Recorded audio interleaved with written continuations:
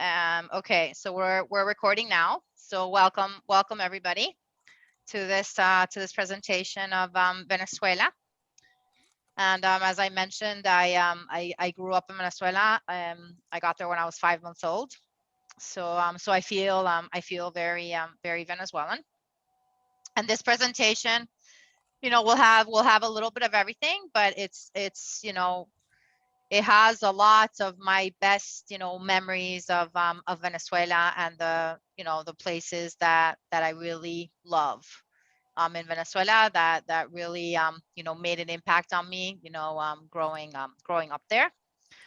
And I have to say that like I really grew up in the golden years of Venezuela, and I wouldn't change I wouldn't change those years for anything. So I feel very fortunate that I grew up in such a beautiful country.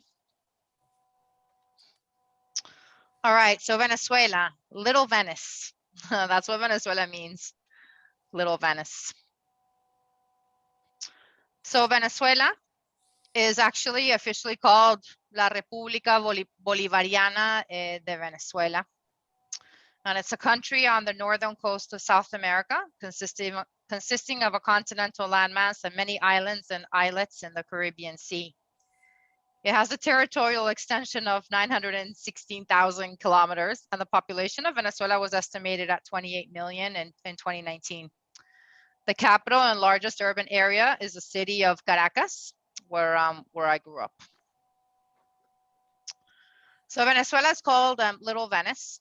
So according to the most popular and accepted version, in 1499, an expedition by Alonso de Ojeda visited the Venezuelan coast, and the stilt houses in Maracaibo reminded the Italian navigator Amerigo Vespucci of the city of Venice. So he named the region Venezuela, or Little Venice. And then the Spanish version of Venezuela is Venezuela. And of course, I love Venezuela and I love Venice as well. So I have a connection to both places. And actually, the only two places where they have arte murano in the world is in Venecia and also in Venezuela. So there's a connection with arte murano there as well. This is the Venezuelan flag, which I personally think is one of the prettiest flags in the world. And the symbolism traditionally ascribed to the colors is that the yellow band stands for the wealth of the land, the red for courage, and the blue for the independence from Spain, or golden America, separated from Spain by the deep blue sea. And in the original flag, there were seven stars.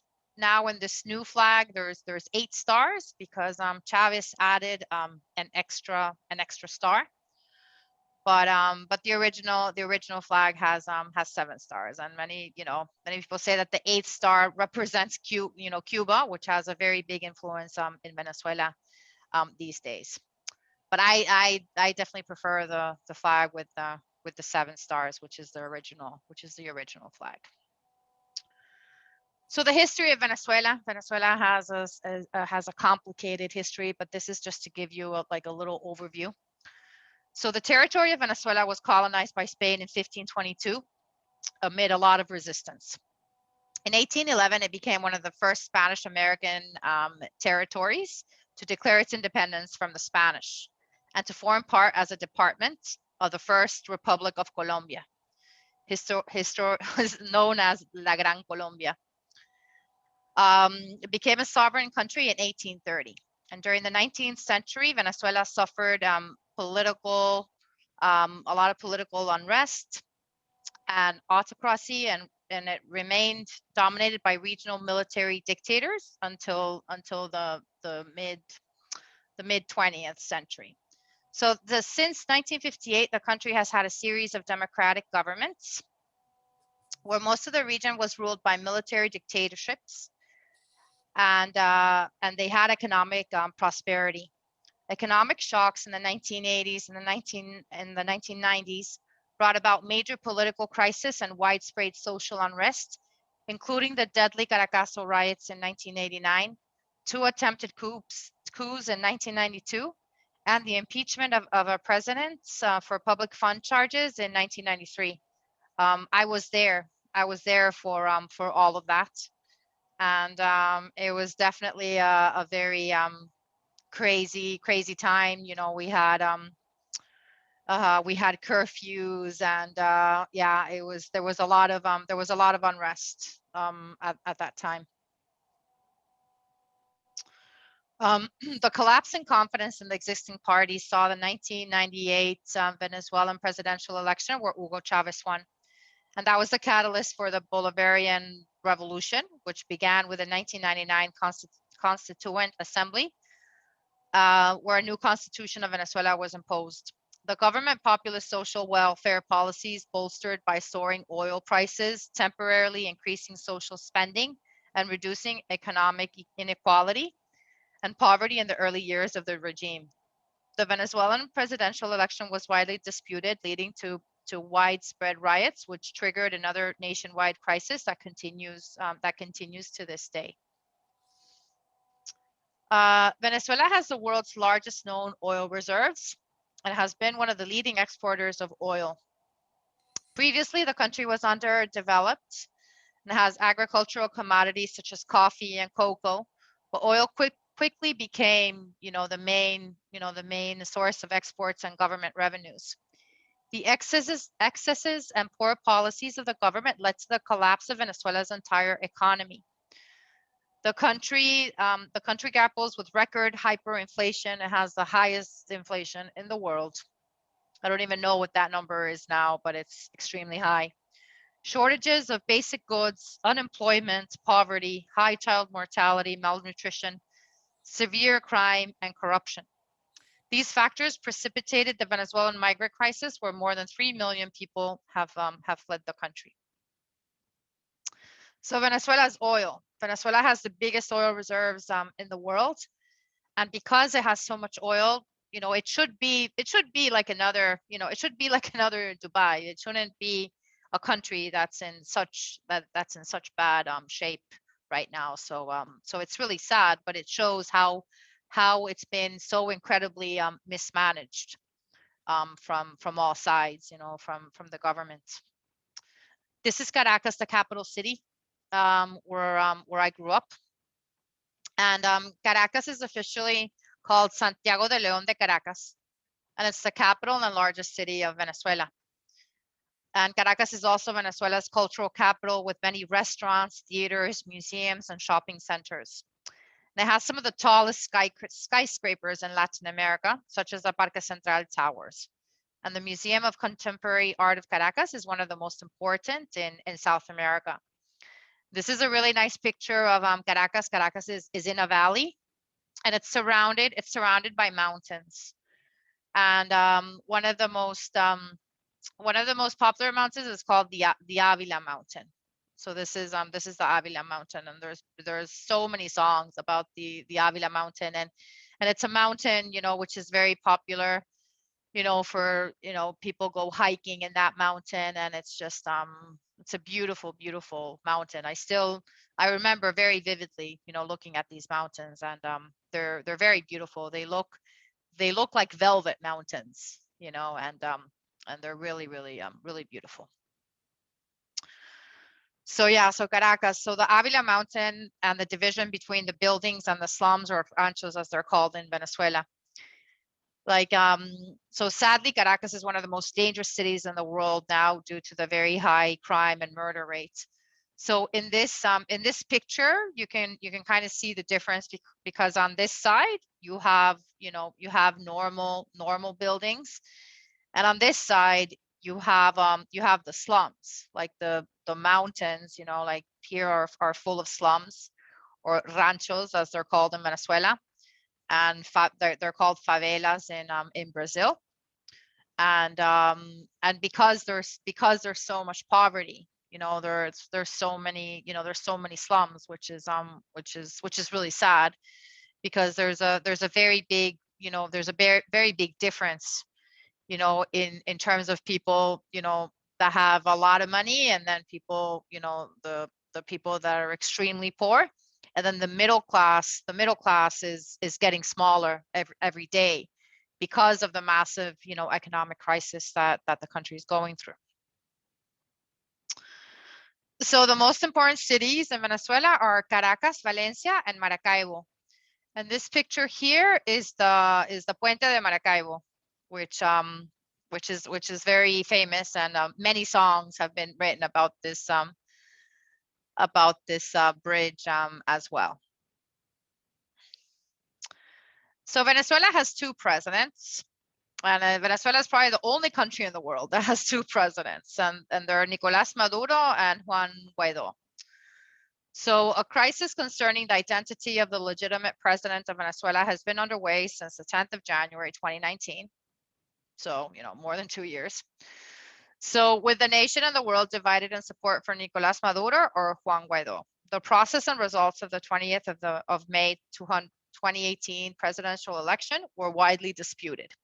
So it's a very crazy situation because, yeah, this situation of these two presidents has been going on for more than 2 years. And who knows how much longer it's gonna go on for. So yeah. So yeah, it's a very strange situation. So protests. So the Venezuelan protests are a collection of protests that have been organized since the 11th of January 2019 as a coordinated effort to remove Nicolás Maduro from the presidency. Demonstrations began following Maduro's controversial second inauguration, developing into a presidential crisis between Maduro and the National Assembly president, Juan Guaidó.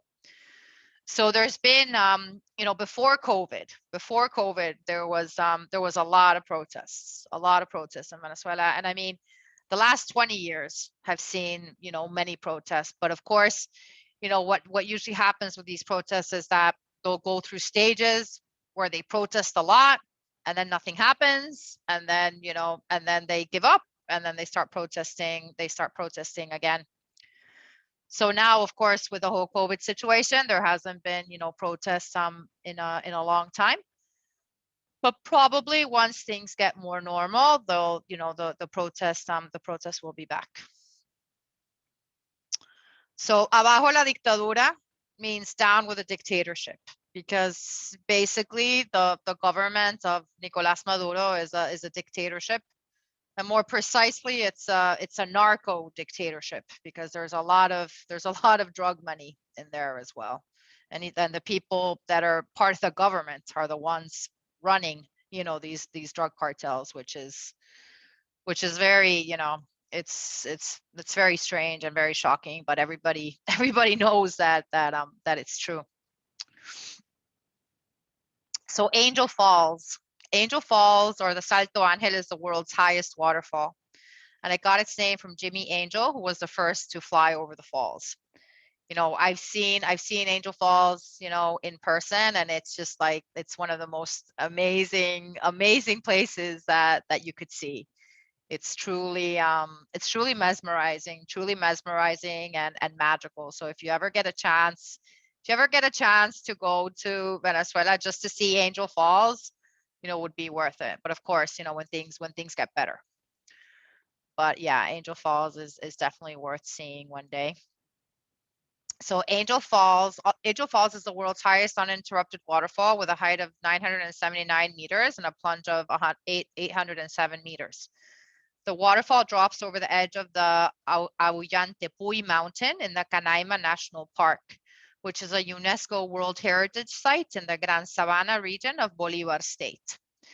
So the place where Angel Falls is called Canaima.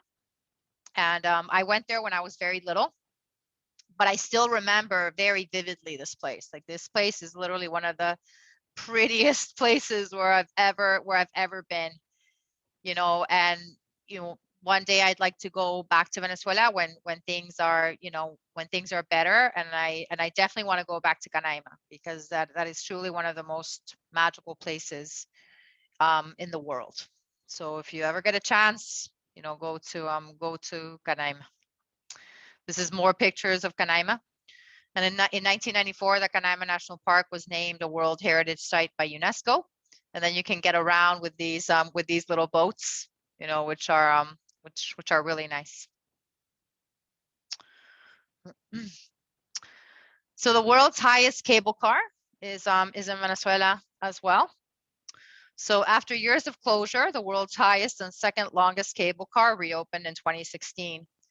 This epic piece of engineering was built in the 1960s to take passengers on a 12.5-kilometer journey from Mérida to 4,756 meter Espejo Peak. So this is Pico Espejo with snow. And this is where I saw snow, the snow for the first time. And I can safely say that I'm the only, person from Finland who has seen snow for the first time in Venezuela. So yeah, so this is where I saw snow for the first time. And there are two mountain peaks with snow in Venezuela: Pico Bolívar and Pico Espejo. And there's every time you go to Pico Espejo, you don't always get snow, so you have to be lucky. You have to be lucky to see the snow. So Venezuela has beautiful beaches. Like one of the most beautiful things about Venezuela are the beaches. And one of my favorite ones is Cayo Sombrero in Morrocoy in Falcón State. And this picture is from Cayo Sombrero. And I used to go to this beach, which is it's an island. I used to go to this island with my family, and at that point you could stay on these islands in tents. You could spend the night, and at night you would look up to the sky, and you could feel like you could touch the stars, and you just laid on the sand, and you saw so many shooting stars, and it was truly magical. But you can't do that anymore. It's too dangerous to do that now. But back when I was still there, you could do that, and it was really nice. So this is another picture of Cayo Sombrero. Yeah, where we used to sleep in tents, snorkel with amazing corals and colorful fish, and watch the shooting stars at night. Then there's Los Roques. The Los Roques are archipelago. So the archipelago's coral reef is popular with snorkelers and scuba divers. And the park is renowned for its isolated white sand beaches, windsurfing, fishing, and sailing. Like, I can truly say that Los Roques, again, is one of the most beautiful places on earth, and one of the prettiest beaches I've ever seen, especially the water. Like the water in Los Roques, like it's this turquoise color. Like it's truly incredible.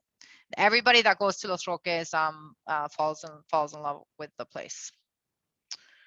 And these are some houses. These are some houses in Los Roques. And then we also have deserts. In Coro, we have the Médanos de Coro National Park. So yeah, so there's also a desert with dunes, that you can go see. And then there's Margarita Island. Margarita Island belongs to Venezuela, and it's a very popular holiday destination. And it's full of beaches and shopping, shopping malls. And this is one of my favorite beaches. It's called Playa El Agua, which means, water beach. There's a lot of water on Water Beach. And yeah, it's a really beautiful beach.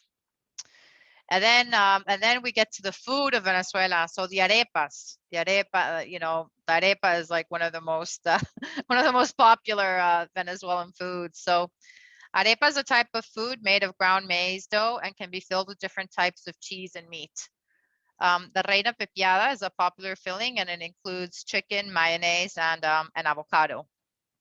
So basically, these arepas can be filled with anything. You can have the reina pepiada. You can put ham. You can put ham and cheese, and whatever you want. You can put in these arepas. And Venezuelans love their arepas. I mean, you can have an arepa for breakfast, lunch, and dinner. So you can basically eat an arepa any time of the day. Whenever you want. And I live here in Dublin, and there's an arepera here, like close to my house. So whenever I get a craving for an arepa, I can go and get an arepa myself. And the reina pepiada is one of my favorites. Then we have the empanadas. The empanadas are very popular, and they're filled with cheese, meat, and cazón, which is shark. So empanadas are very popular in Venezuela as well. And then we have the Ayakas. The ayaca is a tamale from Venezuela, and it consists of a corn dough stuffed with a stew of beef, pork, or chicken, and other ingredients such as raisins, capers, and olives. It is eaten at Christmas time, and families prepare ayacas together. So yeah, so the tradition of the ayacas is huge in Venezuela. And basically, they usually prepare them like at the end of November, beginning of December, and like it takes like whole day. Like usually, it's like the whole family gets together, to make these ayacas, and then the tradition is to eat ayacas like all of December, but you can only eat ayacas in December. Like you can't eat them in any other month. And they're really nice. They're really nice and very Venezuelan.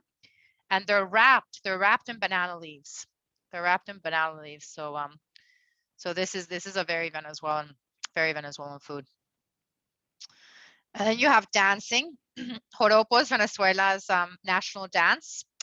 And Venezuelans also love dancing salsa and merengue. And I mean, of course, I love dancing salsa and merengue as well, since I grew up dancing a lot in Venezuela. The guacamayas. The guacamayas are my favorite bird, and you see them all over the country, and they are very chatty as well. Like you see these guacamayas flying everywhere, and they're very loud. They're very loud and very colorful.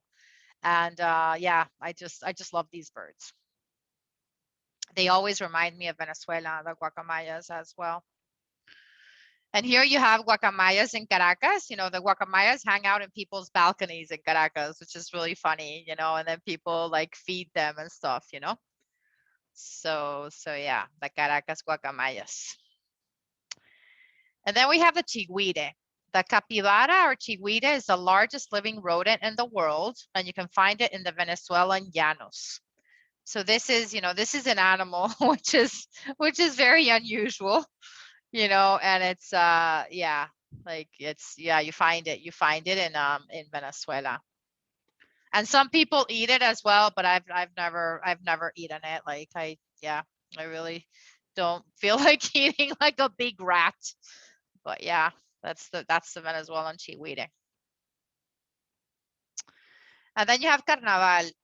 Carnaval is more of a huge party featuring parades, concerts, costumes, and copious eating and drinking. Venezuela is a predominantly Catholic country, and Carnaval still has a strong religious connection. But today, everyone takes part, whether they celebrate Lent or not. So Carnaval is a huge celebration, and many times, Carnaval and Easter are very close. So that's a very big, holiday time in Venezuela. Many times, people like take like a week off for Carnaval and like a week off for Easter. And my birthday many times fell around, like my birthday is 3rd of March. So many times it was around Carnaval time. So then I would end up having, costume parties for for my birthday party, which was a lot of fun. And yeah, people dress up and they have, lots of parties, and it's a fun time. And this woman here, like she's dressed like Simón Bolívar, which was, he was the liberator of Venezuela, and he was the liberator of all of South America, basically. But yeah, he was Venezuelan, so she's dressed like Simón Bolívar here with the colors. And then Miss Venezuela. With 23 victorious titles, Venezuela has reputedly won more than any other country in pageantry.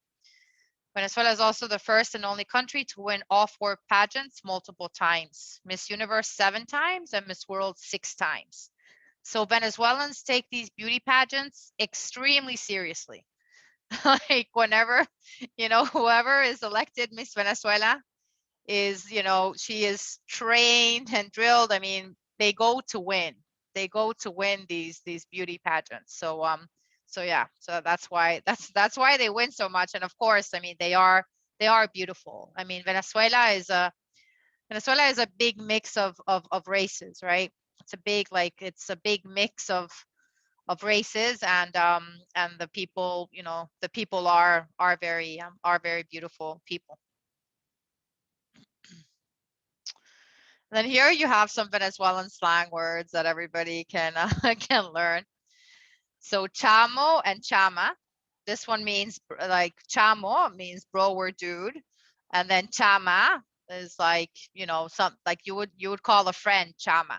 Like I could call like my Venezuelan friend a chama. And then you can also say like chamito or chamita, and that basically like means like, little girl or little boy. But this is a word that's used a lot like between friends, chamo and chama. Like an example, like chamo, you'll never guess what happened last night. And then pana, pana is a friend. Pana is a friend, like he's super pana, he's like my good friend. Chévere. Chévere is probably the most Venezuelan word to ever exist. It means nice and great, and it's used all the time. So it doesn't matter what level of the positivity spectrum, chévere can always apply to it. Like chévere is used all the time in Venezuela, for everything. So, as an example, the movie chévere, dinner chévere, your wedding ceremony, super chévere. So you can use chévere for everything. And catira means a blonde woman. So like I'm a catira in Venezuela. So thank you. I hope you can visit Venezuela one day and experience all the beauty in person. Of course, right now the situation is really bad in Venezuela, so I don't recommend anybody to go to Venezuela now, but I really hope that the situation will get better, hopefully soon. And once the situation gets better, Venezuela would definitely be like a beautiful country, to visit, because it has so much to offer. There's so much to see in Venezuela. So yeah, so I truly hope that I can go back to Venezuela one day again, and that all of you can visit Venezuela one day as well. So so I'm going to stop sharing, and I'll stop the recording as well.